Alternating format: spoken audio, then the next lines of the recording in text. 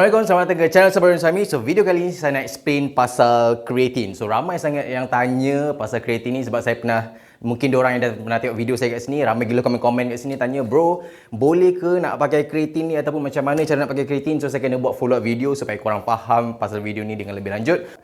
Tapi sebelum tu, make sure korang tengok video-video saya yang lain kat sini. Plus, saya ada banyak buat giveaway. Make sure korang tekan subscribe supaya tak terlepas peluang untuk giveaway. Dan start lain intro.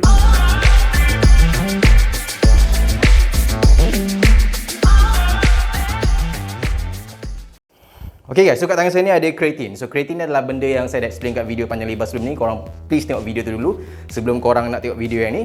So soalan yang saya nak jawab dulu pasal video kali ni adalah, boleh tak saya nak ambil kreatin masa tengah cutting?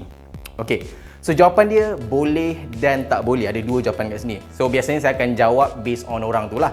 Tapi nak bagi jawapan yang secara universal, so saya kena jawab dalam video ni supaya korang tahu korang boleh ambil ke tak boleh ambil. Sebab ada dua jenis cutting. Okay, ada dua jenis cutting. Satu cutting yang korang tengah prep untuk competition, yang ini korang nak make sure badan korang kering gila habis lah, gila babeng kan, supaya korang naik stage nampak macam kering gila, tak ada water retention tu. So untuk orang yang macam tu, korang boleh avoid untuk ambil kreatin sebab korang nak dalam keadaan body yang sangat kering. Tapi untuk orang yang cutting secara general, iaitu macam korang yang just fitness goer macam saya kan, just bukan untuk masuk com ke apa, kita bukan minat nak pergi com, tapi kita just nak badan nampak lean.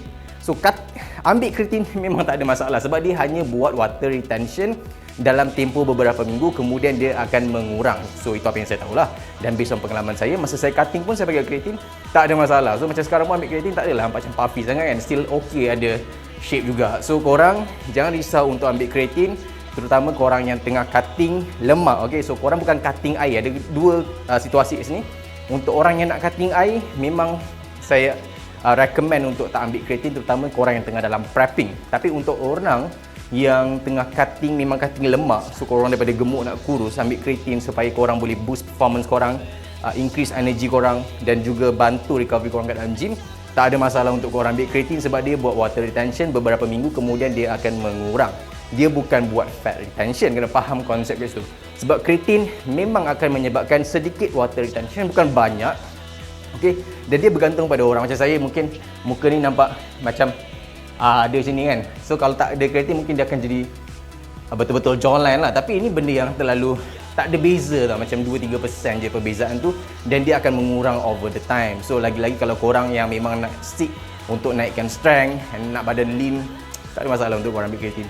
So cara nak ambil kreatin simple je. So macam ni contoh micronized kreatin, kreatin monohydrate yang saya sentiasa recommend. Okay, beli kreatin monohydrate, tak payah nak beli yang ada fancy kreatin yang jenis ada flavor ke semua yang kena scoop buat korang rasa bloated. Sebab saya dah pernah cover dalam video sebelum. Tak payah nak beli kreatin yang fancy yang macam ada flavor sebab dia akan buat korang bloated, dan saya dah pernah cover dalam video sebelum ni. So make sure korang stay basic kepada yang saya recommend, iaitu kreatin monohydrate. Yang ini saya pakai brand ON, dan banyak brand lah kat luar sana, dan saya akan buat video khusus.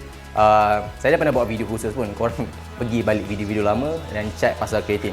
Okay guys, so saya nak tunjuk, kebetulan post workout saya nak cara saya ambil kreatin lah. Ni cara saya ambil kreatin. So yang ni saya ambil, okay, ni sudu.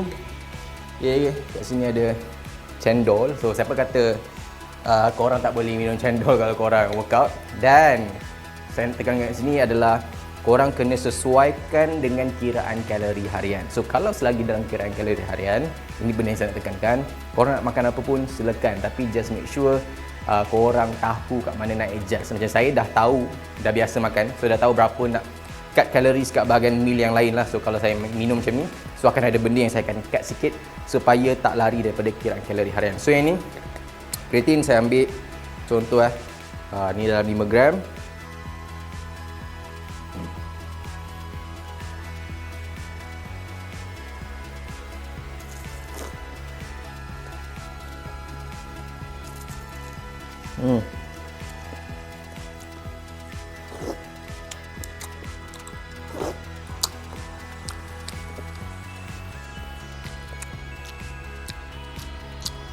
Okay guys, so bukan setiap hari saya makan cendol ni. So, jangan salah faham. Macam saya cakap sebelum ni, saya recommend untuk ambil kreatin dengan simple carbohydrate, iaitu korang boleh ambil protein yang ada carbs dalam tu, ataupun korang boleh minum dengan jus ataupun dengan susu dan sebagainya, ataupun minum dengan protein kemudian makan pisang.